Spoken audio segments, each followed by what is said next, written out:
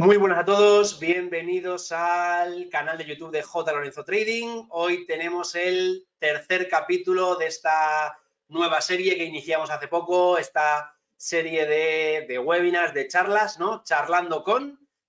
Tercer capítulo, como digo, ya tuvimos el primer capítulo con Carlos Pareja, segundo capítulo con Diego Puertas, que los tenéis ahí en el canal para poder echarle un vistazo a quien no lo haya visto, y la verdad que el feedback de ambos fue muy bueno y está teniendo muy buena acogida entre la gente y demás.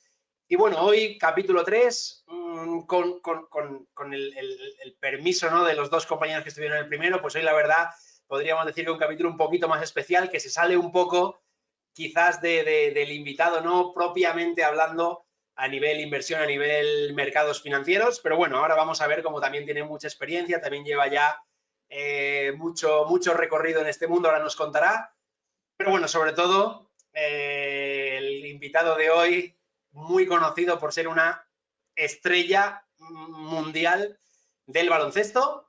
Tenemos con nosotros hoy a Fernando San Emeterio, jugador del Valencia Basket de la selección española. Buenas tardes, Fernando, ¿qué tal? ¿Cómo estás? Hola, buenas tardes, ¿qué tal a todos? Nada, lo primero, muchísimas gracias por haberte prestado a esto, ¿no? Este embolado, que yo cuando digo, voy a preguntarle a Fernando porque lancé, ¿no?, en Twitter posibles invitados o gente que a la gente, a los usuarios de Twitter les gustaría invitar, y uno de los primeros nombres que salió fue el tuyo y dije, ¡buah! Esto sí que sería para mí, ¿no? También como valenciano, que sigo el Valencia Basket mucho y tal, a la selección española de baloncesto, digo, ¡buah! Se lo digo a Fernando, voy a ver si cuela. Y no sé, la verdad que de primeras me dijiste que sí, y lo primero agradecerte, ¿no?, el estar aquí. Y nada, bueno, como ya comentaba, para que por si alguien no te ubica, por si alguien no te tiene muy localizado, Fernando San Emeterio, jugador de Valencia Basket, como digo, no sé si son 17, 18 años, no lo sé, jugando en ACB, muchísimas veces internacional con la selección española, campeón de Europa con la selección española, medallista olímpico con la selección española, campeón de la ACB con Valencia Basket y ¿Era Tau en aquel momento, si no me Sí, equivoco? sí. Bueno, no, era ya caja laboral, Era Caja Laboral. el Vale. Baskonia, sí. Pues sí, también, bueno, un jugador de los, bueno, históricos de baloncesto español. Y nada, Fernando, no quiero enrollarme con la parte de básquet, con la parte de así de tu palmarés, porque ya digo, no podríamos tener toda la charla por ese lado. Vamos con la parte de inversión, ¿no?, de finanzas. Bueno, tú ya, por lo que yo he visto, tú ya has participado, ¿no?, bueno, en varios charlas, varias tertulias. He visto en Rankia, si no me equivoco, con Finec, con Zona Value, no sé, bueno, con mucha gente. Y yo creo que lo primero, cuéntanos un poquito tu experiencia, tu bagaje en esto de los mercados, cómo empezaste, qué estudios has tenido, qué te llamó la atención, no sé, lo que no quieras contar que sea relevante para empezar. Bueno, lo primero, gracias por invitarme. Para mí es un placer siempre hablar de esto, que al final es mi hobby, digamos, y de lo que me gusta hablar y escucho mucho, soy suscriptor del canal, escucho todo lo que puedo y absorbo y leo y soy podcadic mucho de podcast también, así que bueno, es un tema que me encanta y nada, encantado de estar aquí. Y bueno, pues el tema empezó de una manera sencilla y casi por necesidad, ¿no? Al final, eh, yo en mi primer sueldo, yo no tenía ni idea de nada de esto, y con 17 años subo al primer equipo y, y bueno, pues ya gano una cantidad, ¿no? Era bastante para tener 17 años y estar todavía en segundo de bachillerato y vivir con mis padres. Ganaba 900 euros al mes, me acuerdo. Era justo cuando además se pasó al euro. Y bueno, pues yo ese año me lo fundí todo. Llegué de tal manera que llegué al verano y me cortaron hasta la línea de teléfono. Y yo no entendía por qué, y era que claro, no había dinero para pagar la factura. Bueno, en tonterías, que si la Nokia Engage esta, me acuerdo el móvil ese que era último modelo, que si invitaba a todos mis amigos a los bocadillos del recreo, que bueno, yo lo tiraba, ¿no? Gano dinero, pues venga, tal. Y entonces, claro, llegó ese verano, llegó ese momento y mis padres me dijeron, oye, esto no puede ser, ¿no? No te puedes gastar el dinero así. Entonces, al año siguiente, lo que me aconsejaron mis padres un poco fue comprar una casa, ¿no? Compré mi primera vivienda, entonces, bueno, ya eso ya me obligaba a tener que ahorrar, a mirar un poco por el dinero, ¿no?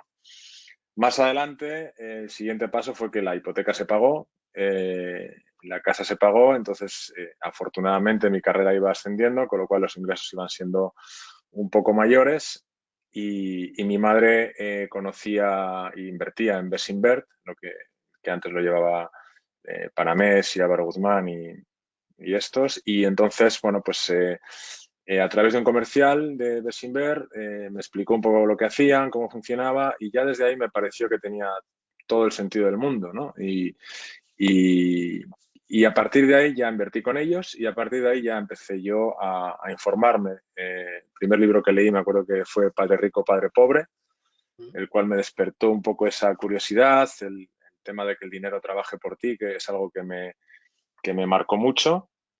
Y a partir de ahí empecé a interesarme por esto y ya ha sido un aprendizaje constante, con errores, que luego si quieres comentamos, pero bueno, yo creo que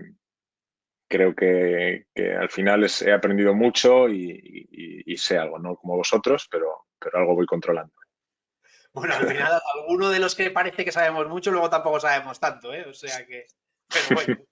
Nada, sobre lo que has comentado hasta ahora, por hacer varios apuntes, ese ejemplo que has puesto, ¿no? Oye, chaval joven que empieza a ganar su dinero. A ver, obviamente tú para llegar ahí dedicaste un esfuerzo, ¿no? Me refiero para llegar a ser jugador profesional y renunciaste a cosas y demás, pero al final la sensación es que es un dinero fácil, ¿no? Digamos que tú tan joven te ves con una cantidad, aunque has dicho 900 euros, que no sería una gran cantidad, pero oye, ya es relevante y por lo que tú conoces, experiencia, gente cercana que habrás tenido mucho, ¿crees que ese ejemplo que has dicho tú es el habitual? O sea, lo normal es que ese chaval joven, ya sea en el mundo del básquet, quizás el mundo del fútbol lo tenemos más cerca, ¿no? Porque tiene más visibilidad. ¿Eso es lo habitual? El desparramar un poco esos primeros sueldos o ese dinero. No sé si es lo habitual, igual es lo natural, ¿no? Porque al final todo el mundo yo creo que en su justa medida lo hace, ¿no? Igual que cuando acabas la universidad, tu primer trabajo, pues siempre te das caprichos y tal, y luego te das cuenta que eso no es así, ¿no? Pero sí que es verdad que en el deporte profesional las cantidades encima son mayores, tienes más gente alrededor que sabe que estás ingresando dinero y en caso del fútbol, pues supongo que aún más porque es más dinero. Eh, y bueno, al final siempre, pues, quieras que no, los amigos de 17, 18 años, cuando íbamos a tomar algo, pues, Claro, ¿quién iba a pagar? ¿No? Pues tú, que joder, tío, tengo ganas tal, y pues pagas, ¿no? Y tú dices, bueno, pues sí, claro, tienes razón, pues pago. Entonces, bueno, yo creo que es hasta bueno, ¿no? Ese primer año con cabeza, pues darte esos caprichos y darte cuenta de que esto se va, ¿no? Y, y luego es cuando tienes que ir aprendiendo y tal. Lo que pasa que en el deportista profesional, lo digo para los jóvenes que, si hay algún joven que nos escuche, espero que sí, con que haya uno ya me vale. ya merece la Eh, pena. creo que es importante el factor tiempo, ¿no? Y porque en un trabajo normal tú tienes toda la carrera por delante y normalmente tendrás trabajo, ¿no? Si las cosas van bien, pero en un deporte profesional, si tienes 20 años de deporte profesional, estaría muy bien, ¿no? Y luego ahí y ya se acaba. Y tienes que contar con que tus ingresos a partir de ahí van a ser cero. O sea, vas a pasar de tener unos buenos ingresos a tener cero. Luego sí, puedes trabajar de otra cosa o te puede salir algún puesto de lo que sea, ¿no? De relacionado con el deporte, pero lo normal y con lo que tienes que contar es con que va a ser cero. Y Claro. eso con 17 años o 18 o 19 o 20 es difícil pensarlo, pero hay que hacerlo. Totalmente. O sea, yo, por ejemplo, ya por ponerte algún ejemplo así similar, yo tengo un amigo muy amigo, porque bueno, yo en categorías inferiores, digamos, jugaba fútbol a nivel alto, digamos, dentro de la Comunidad Valenciana, ¿no? Cadete, pues categoría autonómica, luego juveniles, categoría división de honor. En primer año ya de amateur, digamos, llegué a jugar en tercera división. Luego estuve 4 o 5 años jugando debajo de tercera, ¿no? Categoría preferente. Evidentemente no es fútbol profesional a ese nivel, pero claro, yo con 18 años en tercera división, lo que te comentaba, el fútbol pues es un punto más y yo ya veía gente que la mitad de ese sueldo se la gastaba en un cochazo, ¿no? No vamos a decir marcas tampoco. Y yo tenía 18 años, era el que menos cobraba de la plantilla, por supuesto, pero claro, eh, al final, lo que tú decías, ¿no? Daba la sensación que eso era lo normal, porque si media plantilla lo estaba haciendo y la gente que conocías de los otros equipos de la categoría lo estaban haciendo, pues no sé, parecía como que era algo habitual. Y luego, por ejemplo, tengo un amigo muy amigo que ha hecho carrera en segunda B en fútbol, ¿no? Lleva, si no me equivoco, 10, 11 temporadas en segunda B, que ya es un sueldo bien, ¿no? Y ahora, con 32 años, me dice, madre mía, si hubiese recogido, ¿no? O si hubiese guardado durante este Claro. tiempo, porque claro, me veo con 32 años, es que igual me quedan 4 o 5 años de carrera, y por ejemplo el caso de este amigo, pues sus estudios acabaron muy pronto, no ni siquiera llegó a hacer bachillerato, entonces ahora es cuando le está entrando un poco la angustia de, madre mía, cuando se acabe mi carrera, por dónde voy a tirar, porque tampoco tengo suficiente como para alargar, no sacarle. Y entonces ahora se ha preocupado y está, además ahora lo tengo a diario. Javi, ¿qué hacemos? He mirado esto, dónde invertimos, tal, no sé cuántos. Digo, ostras, poco a poco, ten Sí, paciencia porque si quieres hacerlo muy rápido, al final tampoco va a salir bien la cosa. claro, ese es el problema. Y sí, ese es el problema. Y además es que, desgraciadamente, eso te crea mucha ansiedad también. Y lo empiezas a pensar con 29, 30 años y, y tu amigo tiene la suerte de haber podido llegar ahí, que no haya tenido ninguna lesión ni nada, que ese es otro factor que puede ocurrir en la vida de un deportista, una lesión que trunque tu carrera y que en vez de a los 35 o 40 te retires a los 25 y de repente te pegas con todo el golpe de golpe con todo, con la realidad, ¿no?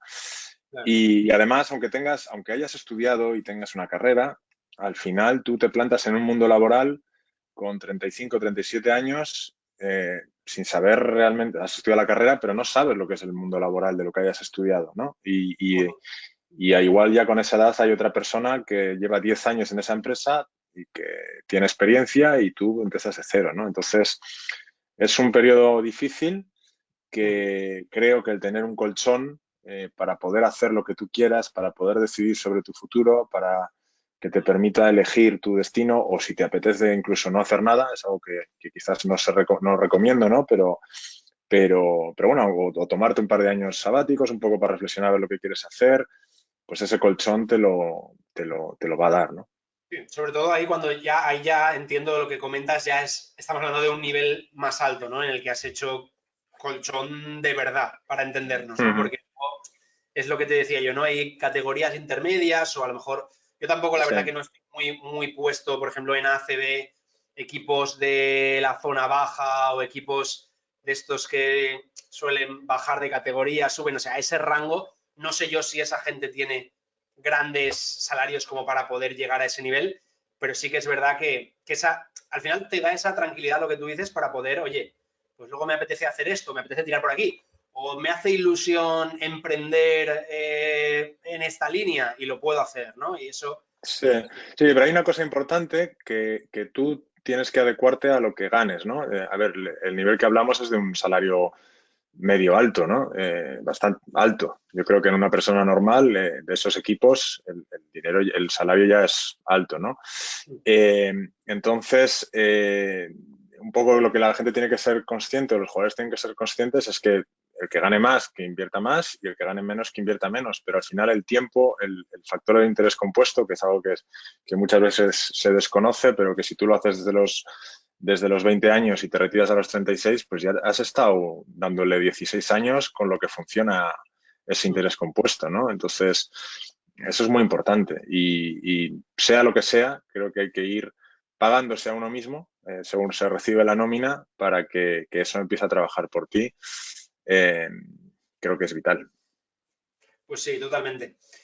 Bueno, ya digo, luego si quieres tocamos un poco más temas así de parte más de deporte, ¿no? Más relacionada con el deporte y demás, pero sobre todo yo quería preguntarte, saber, Fernando, tú a la hora de, pues sobre todo ya cómo empezaste y un poco cómo has evolucionado en tu toma de decisiones, ¿no? Digamos que, pues no sé tampoco porque has dicho sí, consumes mucho de información, podcast, lecturas a lo mejor, pero el tiempo ya a lo mejor lo que es al análisis propiamente del mercado que muchas veces hay Ujú. gente que dice, oye, pues yo, como no quiero dedicarle tiempo o no dispongo de él, pues fondos de inversión X, indexación, no lo sé, un poco cuéntanos un poco tu idea o cómo distribuyes tu cartera, por así decirlo.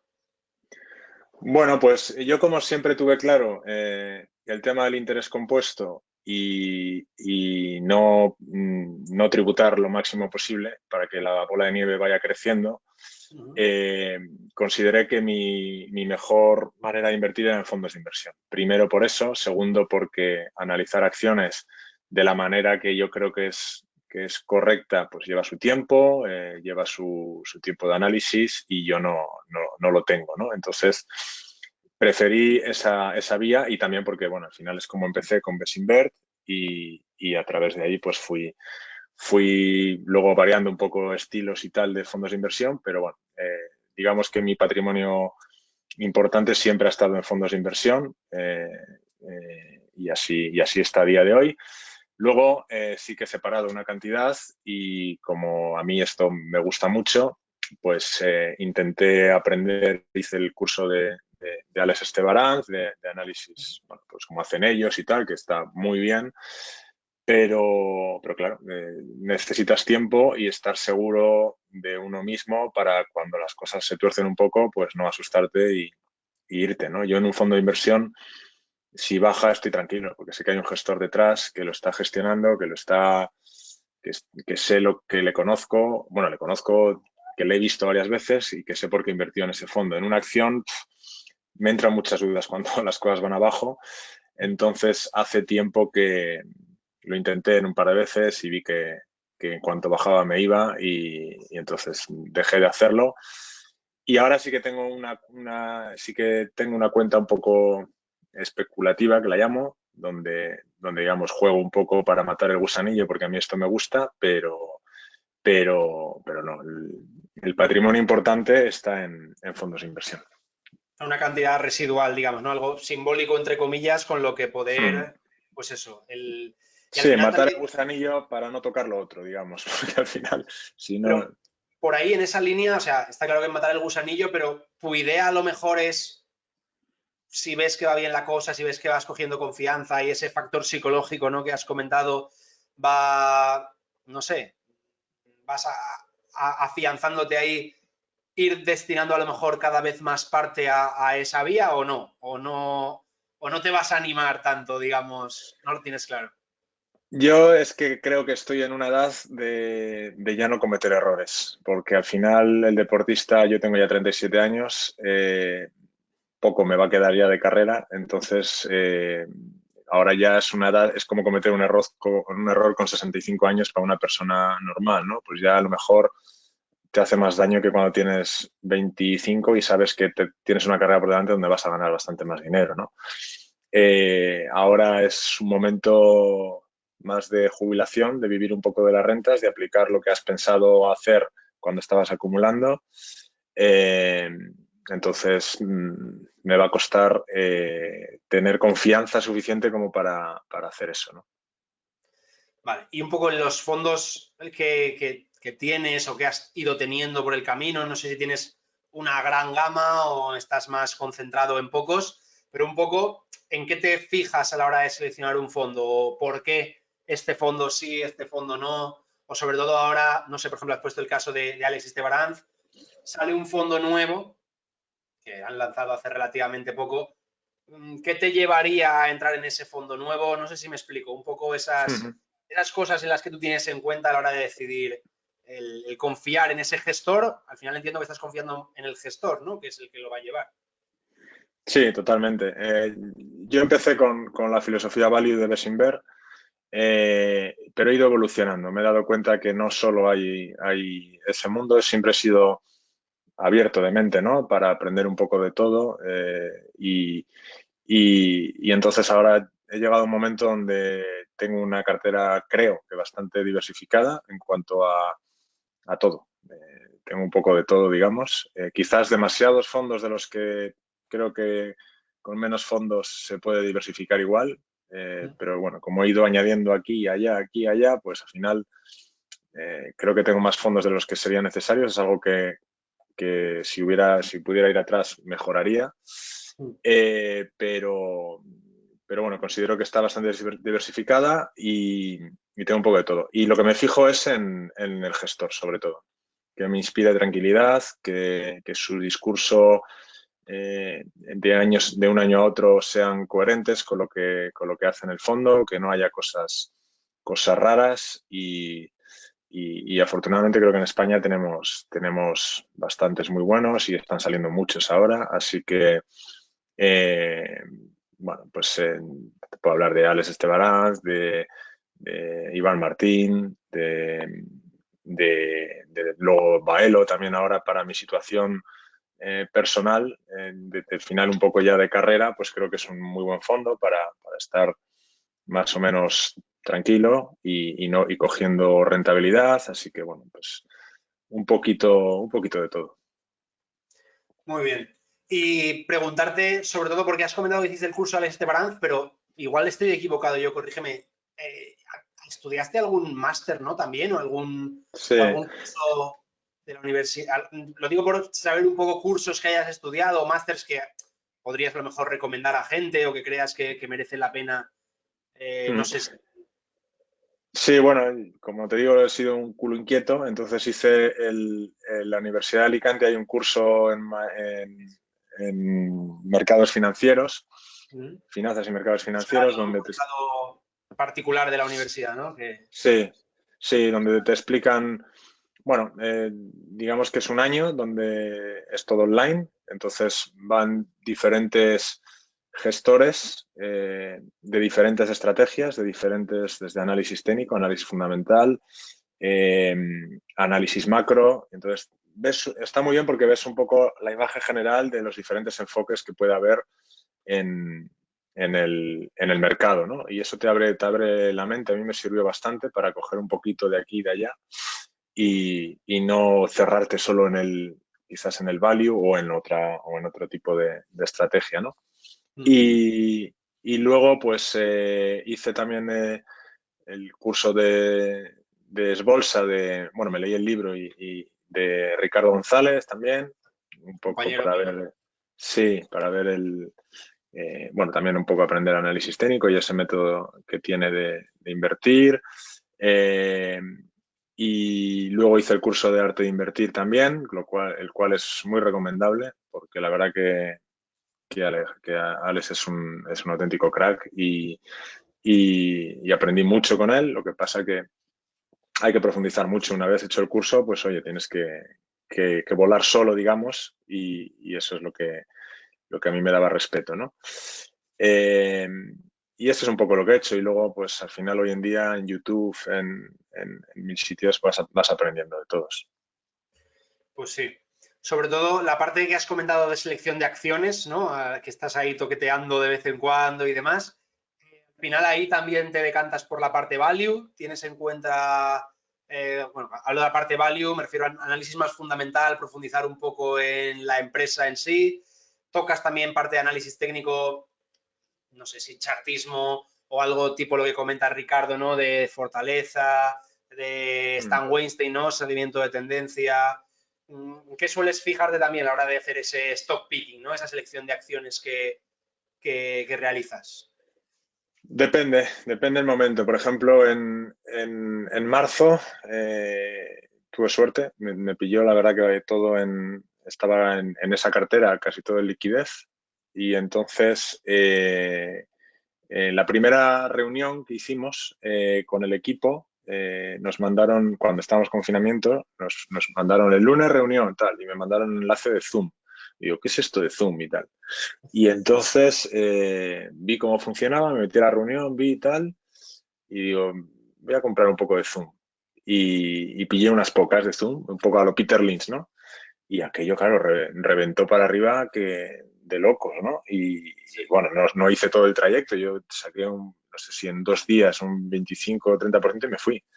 Digo, vendo, vendo y se acabó, ¿no? Pero y a la vez fui comprando también un poco por ejemplo, BRK, de Warren Buffett, porque, bueno, no sé, yo digo, esto no puede ser mucho tiempo y si esto se hunde a cero, pues bueno, pues será el menor de los males, ¿no? Eh, y sí, pero luego ahora sí que hago un poco eso, ¿no? Juego con un poco fortalezas, busco un retorno aceptable en poco tiempo, ¿no? O sea, no, Digamos. pensaba que eras, o sea, ibas montando cartera de acciones, pero con la idea de mantener esas acciones. O sea, que no No, es. no, no. Esto ya te he dicho que es el dinero, para eso están los fondos, ¿no? Y los gestores que saben, esto es mi juguetito con el que, bueno, prefiero hacerlo así porque ya soy bastante paciente, muy paciente con los fondos, con lo Ujú. cual esto prefiero darle un poco de chispa. De momento va bien. Y ya que, pues entonces, si es especulación, esta pregunta me viene al pelo. O sea, especulación, más corto, medio plazo, Sí, digamos, porque al sí. final lo de especular, yo siempre he sido de la opinión de que aunque el que invierte a largo plazo, al final lo que quiere es que se revalorice la empresa, ¿no? Con lo cual, de una forma o de otra, podríamos catalogarlo de especulación. Pero bueno, ese es un debate un poco imposible. Pero en esta operativa, ¿no? De corto, medio plazo, digamos, ¿utilizas stop loss? ¿Utilizas alguna forma de cobertura en el caso de que alguna de esas que tienes, por el motivo que sea, se vaya para abajo? ¿Cómo lo Sí, sueles sí, sí. enfocar? No, uso stop loss siempre. Porque, bueno, creo que no tengo ni idea, entonces invierto un poco por buscar ese retorno rápido según análisis técnico y volumen y tal, y entonces siempre pongo stop loss y lo suelo poner generalmente entre un 5 o 7% por debajo, si tira para arriba bien y si no, fuera. Asumes y a otra cosa, ¿no? Ujú. Vale, es curioso porque, o sea, desde el enfoque que comentas, ¿no? Un poco la filosofía value, la filosofía de largo plazo y tal y demás, que me refiero que muchas veces esto está reñido, ¿no? Es la gente que piensa así, Sí, piensa que lo otro, vamos, es el demonio, ¿no? O poner un stop loss es absurdo porque no sirve para nada, porque te puede saltar el claro, precio. no, yo como no controlo, o sea, yo mi convencimiento total en los fondos de inversión que invierto, por eso tengo absolutamente casi todo mi patrimonio ahí. Pero lo otro creo que es algo que quizás está demasiado, no sé si denostado o criticado, pero que, bueno, puede ser una manera. El stop loss al final te permite controlar el riesgo bastante bien. Es decir, yo sé que si tengo 10 y compro 5 acciones, con las 5 con su stop loss, pues no me voy a arruinar. O sea, no voy a perder todo el dinero nunca, ¿no? Y si una de esas la da por tirar y yo voy acompañando, pues al final te pueden saltar 4 stop loss. Al final es una cuestión matemática muchas veces y, y bueno, la rentabilidad puede salir. Vale, entonces, o sea, entiendo que al final, por lo que estás comentando así en general, es una operativa un poco discrecional. Dentro de lo que tú estudies, tus argumentos, tus filtros a la hora de seleccionar valores, pero al final hay cierta parte de discrecionalidad, ¿no? No eres metódico en ese sentido. ¿O cómo lo calificarías tú? No tengo screeners ni absolutamente filtros como podéis hacer vosotros. Es algo que a lo mejor en un futuro pues puedo intentar aprender, pero ahora mismo no tengo. Simplemente voy viendo y muchas veces lo que hago es eh, veo acciones que tienen los fondos gestores que a mí me gustan y entonces, si cumplen mis requisitos estos que he montado, digamos que el filtro value ya me le han hecho o el filtro fundamental ya me le han hecho, entonces, si veo que cumplen unos requisitos, pues puedo probar. Fortuna. Vale, perfecto. Por otro lado, has comentado, ¿no? Que sobre todo la parte de patrimonio, pues centrada en fondos, un poco por entiendo por conocimientos, ¿no? Confianza en los gestores, que siempre vas a pensar que tienen más conocimientos de los que tú puedas tener, y un poco también la disponibilidad, ¿no? O el tiempo que le quieres dedicar. ¿Tú en tu cabeza está dentro de 2 o 17 años, cuando llegue el momento de retirarte, eh, dedicar más tiempo y a lo mejor poder, no sé, a este mundo, o de momento no? De momento estás bien como estás y seguirás con esta parte especulativa y demás. Bueno, es algo que sí, que he pensado. Es algo que me da mucho respeto, porque al final, bueno, pues no es lo mismo hacerlo con lo tuyo que haces lo que quieras, y que tú te comes los errores que puedas hacer. Si hago algo, o en algún futuro hago algo, desde luego va a ser en la parte de ir acumulando patrimonio, ir aconsejando fondos de inversión, y ir mentorizando o enseñando a chavales jóvenes a este camino, ¿no? No va a ser recomendando la otra parte, porque realmente no tengo mucha idea, ¿no? Pero sí que creo que puedo ayudar en enseñar mis errores que yo he cometido de joven, y ir enseñando el camino a chavales jóvenes y acompañarles, ¿no? Porque muchas veces, aparte de financieramente, pues tener un veterano al lado, que problemas que puedan surgir deportivamente, pues que ya los ha vivido, pues también tranquilizan, ¿no? Pero bueno, por otro lado, pienso que al final lo que yo sé es de baloncesto, es lo que llevo haciendo 20 años como profesional, y antes carrera, y antes en la cantera. Entonces, pues no lo sé. Esto es un hobby que sí, que lo considero muy útil, que lo considero vital, sobre todo porque te aporta tranquilidad en la área deportiva también. No es lo mismo llegar con 30 años sabiendo que tienes tu colchón y que a lo mejor te quedan 5 o 6 para disfrutar y para seguir haciendo dinero, que llegar a esa edad y decir, ostras, tengo que jugar bien porque si no esto se acaba y no tengo ese colchón y tal. O sea que también ayuda al área deportiva. Claro, yo sobre todo en este aspecto que comentas, yo siempre es algo que, sobre todo, ¿no? Yo llevo ya, bueno, 8 años, digamos, en la parte también dentro de, a nivel profesional, en la parte un poco de formación, de hablando sobre el tema de inversión y demás. Y sobre todo yo, cuando la gente viene un poco, gente que a lo mejor todavía no está formada y viene un poco con ese discurso de me gustaría ser profesional, me gustaría dedicarme al trading, me gustaría dedicarme a la inversión, yo siempre a todo el mundo le paro los pies, le digo, ostras, para mí esto es, quizás podríamos decir, la mejor segunda actividad o el mejor complemento que podrías tener a tu trabajo. Si Mm, es la primera fuente de ingresos o la única, el factor psicológico es muy determinante. Y tú sí. saber que, entre comillas, necesitas ganar en las inversiones que haces para pagar tus facturas, es que te va a suponer un problema. Entonces, pues eso, segunda actividad, la mejor que existe.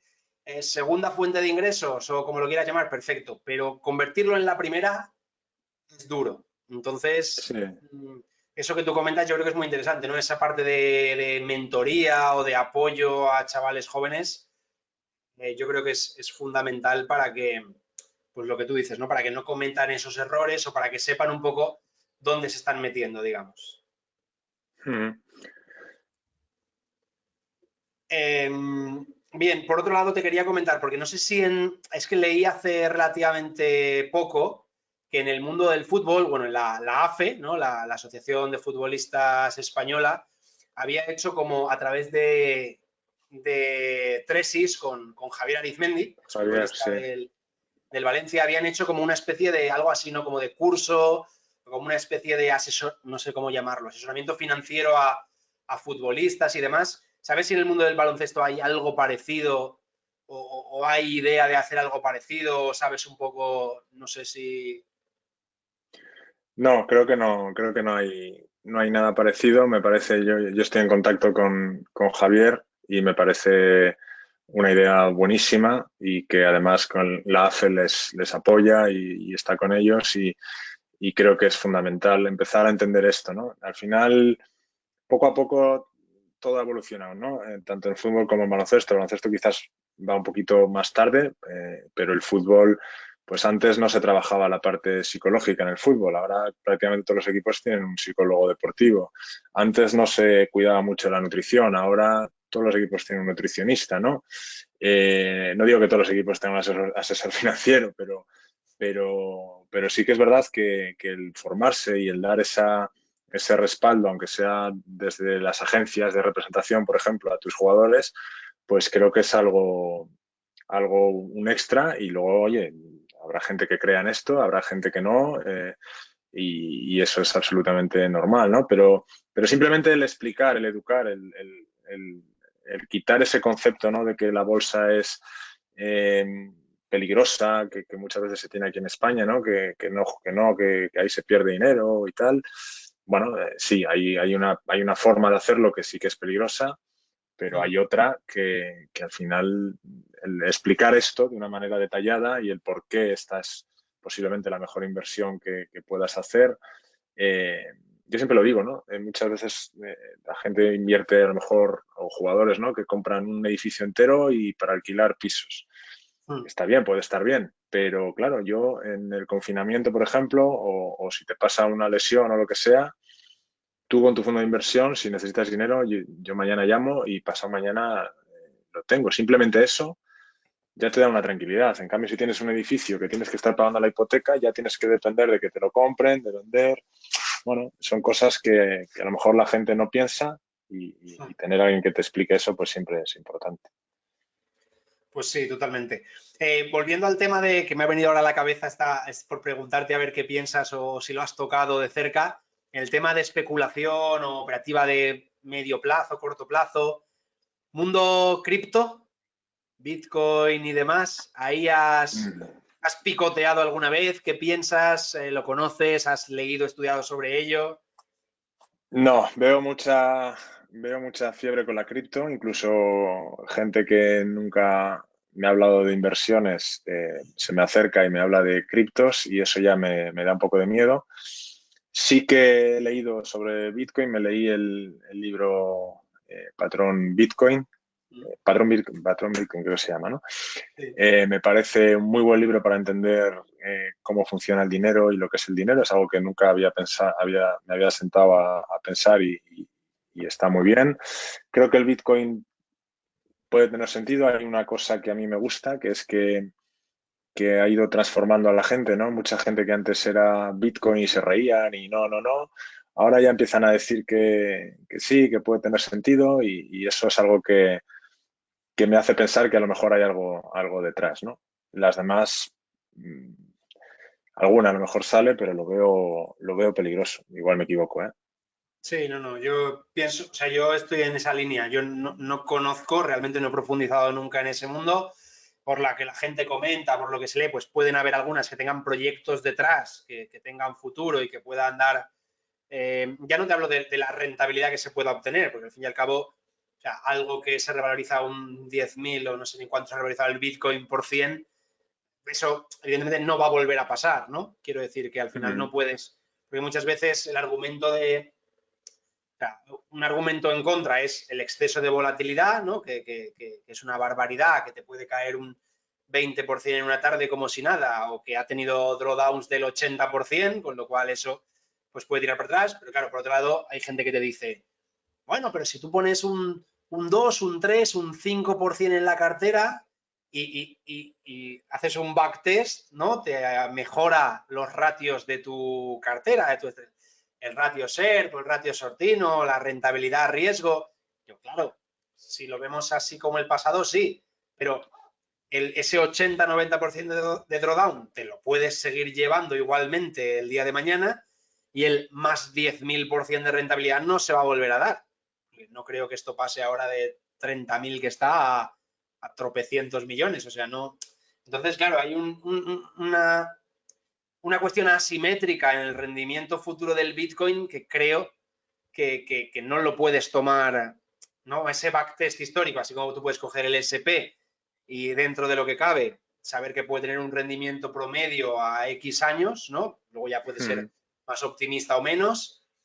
o con los bonos a lo mejor, eso con el Bitcoin es que creo que no es realista. Entonces yo por eso, como yo mido mucho estas cosas, ¿no? Me frena mucho. Pero bueno, eh, al final es lo de siempre. Habrá gente que le sacará mucho y luego yo creo que hay algo fundamental en esta parte que como el caso que tú has puesto con Zoom es muy claro. Tú ves el Bitcoin y te ha subido un 1000%. Ya, pero ¿quién de verdad Claro, claro. entró ahí abajo, ha aguantado el 1000% y luego no se ha comido la bajada del 70%? Es que Ujú. eso Sí, es es muy... así, es así. Te pega vaivenes del 80%. Entonces, yo no tengo bitcoins. Si tuviera, creo que lo mejor es porque crees en ello y no tradearlo. Yo creo que es imposible de como hablábamos, poner un stop loss te lo saca en nada, ¿no? Nada. Yo creo que si lo tienes es para mantenerlo porque crees en ello y ya está. Eh, por otro lado, sí que creo que por ahí algo va a salir, ¿eh? O sea, no es algo que no creo que desaparezca eternamente. Yo creo que es un poco como el Internet, ¿no? En los 2000 o 99, cuando empezó todo, que había pues de todo ahí y entonces de repente sale un Amazon o un tal y se lo lleva, ¿no? Entonces, yo creo que es algo que está muy empezando y que saldrá, pero que a saber lo que es. Sí. O sea, estoy de acuerdo contigo, lo que pasa que lo veo complicado en ese sentido, me refiero. Tú ahora ves ese gráfico de Amazon, ¿no? De si hubieses invertido en el Claro. 98, claro, pero es que imagínate, vamos a ponerme el caso, o por lo menos yo, porque me conozco, yo invierto en el 98 en Amazon, o en el, bueno, vale, da igual, en el suelo, en el 2000, a mediados del 2000, y yo cuando voy ganando no sé qué porcentaje decirte, es que vendo, es que me da miedo, me da vértigo, ¿no? No, Sí, o no por lo compro menos ahí. vendes una parte, luego te cae un 40% y vendes la otra parte y chao. Claro, A no ser que tengas absolutamente fe ciega sí. y tal, pero eso es muy Eso, difícil y hay que ser muy claro, bueno para hacerlo. es muy complicado y lo que hablamos, ¿no? ¿Cuánta gente, lo que tú acabas de comentar, no? Yo confío en el Bitcoin, invierto a largo plazo y tal y cual, pero miras la cotización todos los días. O sea, Hmm. de hecho, lo primero que haces por la mañana es ver cómo va el Bitcoin. O, bueno, con cualquier acción, ¿eh? Entonces, claro, al final, ese factor psicológico que ya hemos comentado te dificulta mucho el, el- el- el sacarle el rendimiento que le podrías sacar y como vengan mal dadas te las vas a llevar igual. Por eso ya digo, yo creo que es el beneficio que puedes obtener con respecto al riesgo que corres. Siendo realistas, psicológicamente hablando, creo que es muy complicado. Lo que pasa que si obviamos la parte psicológica, sí, puedes ganar un 3000% y si pierdes, pierdes un 80%. Vale, pues Hmm. solo vemos eso, merece la pena, pero claro, solo ver eso es un poco irreal, pero bueno. Otra pregunta que te quería hacer, por ejemplo, también en el caso tuyo, ¿no? Como dices, consumes mucho información, podcast, libros, etcétera.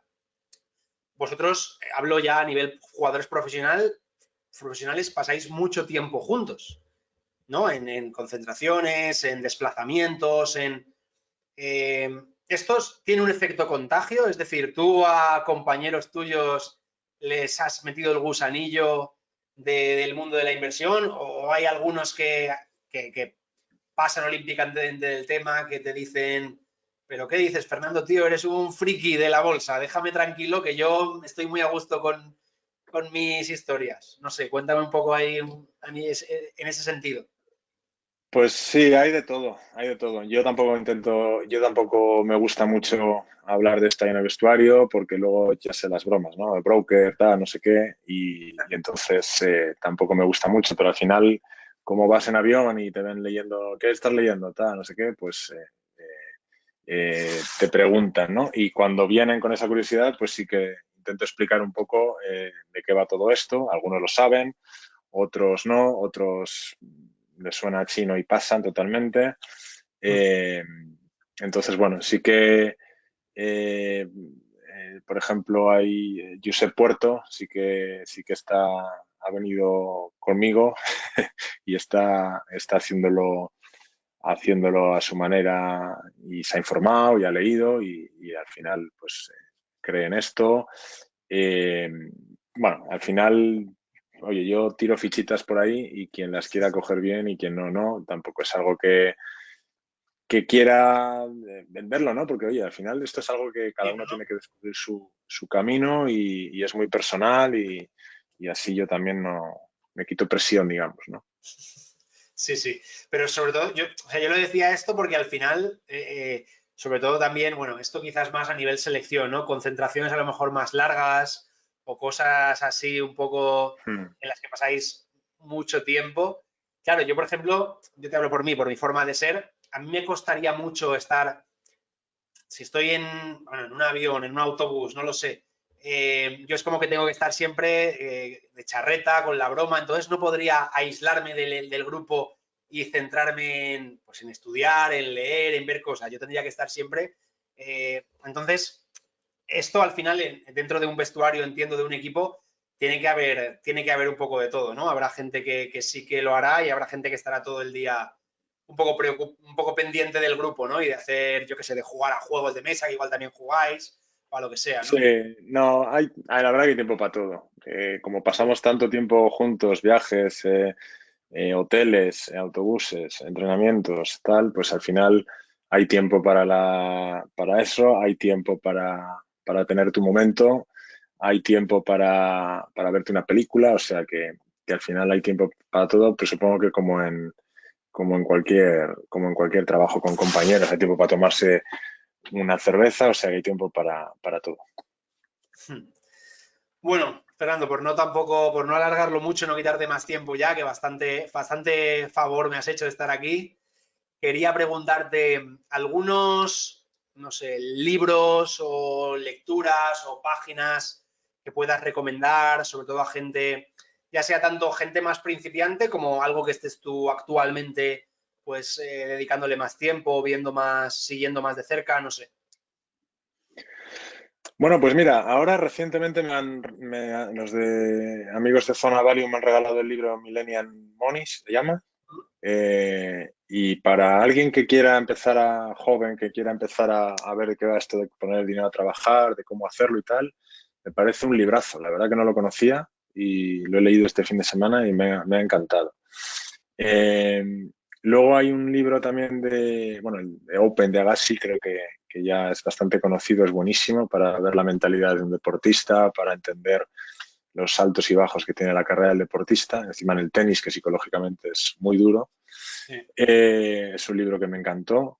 Y luego hay otro que también me gusta mucho, fuera de inversiones hablo, ¿eh? sí. Todo se puede entrenar, de Tony Nadal.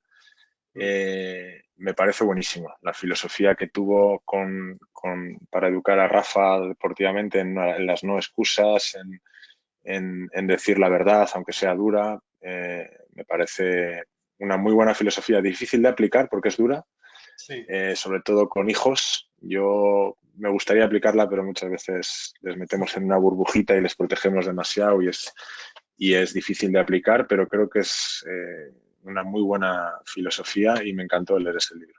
Yo perdona que te interrumpa, yo el año pasado en Forinvest, en la feria de Valencia, estuve en Ajá. la charla que dio Tony Nadal, que Sí, fue digamos, creo que era el acto de, bueno, yo hice una ponencia y luego él creo que hacía el acto de clausura o no me acuerdo ajá. exactamente. Creo que la Y vi yo en YouTube, esta. pues, puede ser que esté en YouTube también y entiendo que yo no he leído el libro, pero vamos, por lo que trató la charla, Sí, tiene que ser el mismo enfoque y la verdad que fue una pasada, ¿no? Nunca, también además a Tony Nadal, ¿no? Como siempre había estado detrás de Rafa, que quizás no lo conocí, bueno, yo por lo menos no lo conocía tanto, pues fue la verdad que una sorpresa el cómo transmitía, ¿no? La forma de transmitir las cosas, a mí me gustó sí, muchísimo muchas eso. veces cambia el concepto, ¿no? Que se tiene, ¿no? Exacto. De que muchas veces piensas que cuanto más cómodo esté alguien, pues mejor, porque va a desarrollar mejor su tal, y quizás es un poco al revés, ¿no? Hay que crearle Sí, dificultades, hay que crearle problemas para que los vaya superando y tire para adelante. La verdad que está muy bien. sí, sí, sí, la verdad que sí. Y bueno, bueno, has comentado el de Millennial Money que comentabas, pero algo más así relacionado con inversión o más enfocado Bueno, propiamente al... me marcó mucho Un paso por delante de Peter Lynch. Creo que Mm, es muy bueno para entender un poco el concepto de invertir. Hay otro que han sacado ahora recientemente, inversión y deporte también, que compara un poco, pues eso, ¿no? Los dos mundos, la inversión y el deporte, y está muy bien para entender un poco también el mundo de la inversión desde el deporte. ¿Dirías que el deporte profesional y la inversión tienen cosas en común, tienen similitudes o Muchas. algunas tendrán pero no tanto? Yo creo que tienen muchas a nivel psicológico, de altos y bajos, de momentos difíciles, de pensar que esto no funciona, que no vales, momentos de euforia, donde crees que todo fluye y que todo va muy fácil y es cuando muchas veces al día siguiente te la pegan. Tiene mucho que ver y luego también la competición, ¿no? Al final el deportista es un animal competitivo, y con la inversión al final tiene mucho también de competición, de superarte a ti mismo, de superar al mercado y, bueno, yo creo que tiene muchas cosas en común. Perfecto, pues nada más, Fernando. Yo no, ya te digo, no quiero tampoco robarte más tiempo, que ya hemos tenido casi una horita de charla, que ha estado genial. Te agradezco muchísimo el que hayas estado aquí, el que hayas dedicado este rato bueno, a los suscriptores, ¿no? Del canal de J. Lorenzo Trading. Nada, un Y nada placer. más, un placer haber estado contigo. Mucha suerte bueno, ahora en verano todavía te queda, ¿no? Para empezar la temporada, porque habéis acabado hace nada, o sea que Sí, acabamos de terminar, ahora está, bueno, hay la Olimpiada, que yo no voy ya, y, y hasta mitad de agosto así, pues tranquilidad y familia. muy bien, eso es bueno. Pues nada, un placer, como te digo, y nos vemos pronto, ¿vale? Un Muy bien, abrazo. muchas gracias, un abrazo. Hasta luego a Chao. todos.